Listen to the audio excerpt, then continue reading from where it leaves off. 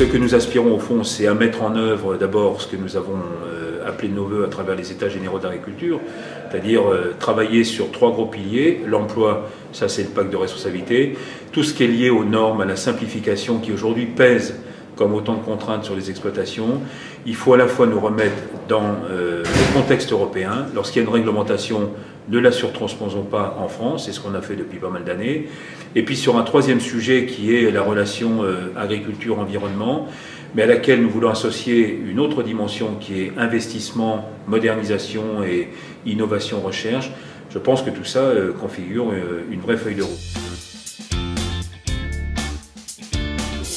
Ce que nous allons sans doute mettre en termes de nouveautés et investir massivement là-dessus, c'est ce que j'appelle les relations sociales, les relations humaines. Autrement dit, comment faire en sorte que nous sortions d'une approche qui est parfois très rationnelle, trop rationnelle.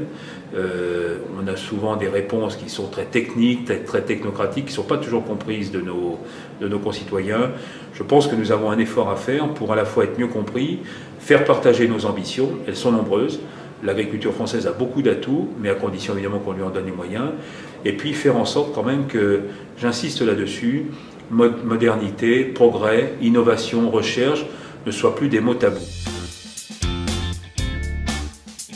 Ce que je dis sur les OGM, c'est pas que je suis pour ou contre. Je dis que la question est mal posée aujourd'hui. La question qui nous intéresse, nous, c'est quoi? C'est avantages, inconvénients, c'est risques, bénéfices, mais c'est aussi quelles sont les marges de progrès que nous pouvons acquérir à travers ces technologies, qui vont d'ailleurs des biotechnologies en passant par l'informatique embarquée, la numérisation de l'agriculture, tout ce qui peut concourir à améliorer nos pratiques de production, pour rendre compatible finalement ce qu'on appelle aujourd'hui dans le jargon un oxymore, c'est-à-dire produire plus et produire mieux.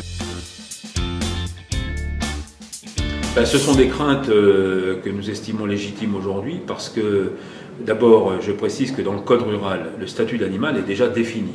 Et en particulier la sensibilité des animaux, la maltraitance. Il y a d'ailleurs des peines qui sont, non pas régulièrement, mais occasionnellement prononcées contre ou bien des éleveurs ou bien des particuliers qui ont des animaux de compagnie maltraités. Et là, le code rural prévoit toute une batterie finalement de dispositifs. Donc c'est déjà fait. Si on le transpose demain dans le Code civil, notre crainte, c'est que l'animal ne soit plus considéré comme ce qu'on appelle un bien meuble, ce qui est aujourd'hui sa définition dans le Code civil, mais que de jurisprudence en jurisprudence, on donne un nouveau statut à l'animal qui finalement met en cause tout simplement l'élevage.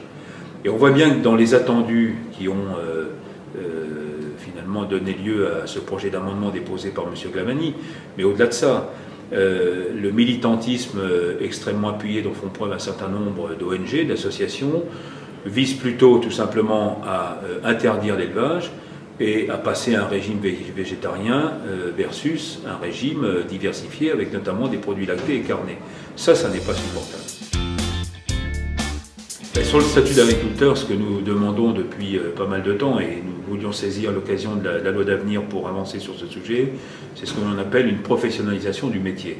Nous sommes une des rares, sinon la seule profession aujourd'hui à ne pas disposer évidemment d'une qualification de ce qu'est un agriculteur. Donc ça c'est notre première demande. Et la seconde, mais qui va avec, c'est enfin de pouvoir bénéficier en agriculture, comme le font d'autres corporations, je pense à l'artisanat en particulier, au commerce, d'un registre de l'agriculture qui pourrait être tenu par les chambres d'agriculture et qui finalement aurait la vertu à la fois de distinguer un agriculteur dit professionnel, mais aussi d'appréhender ce qu'est aujourd'hui une exploitation agricole au sens de l'entreprise agricole.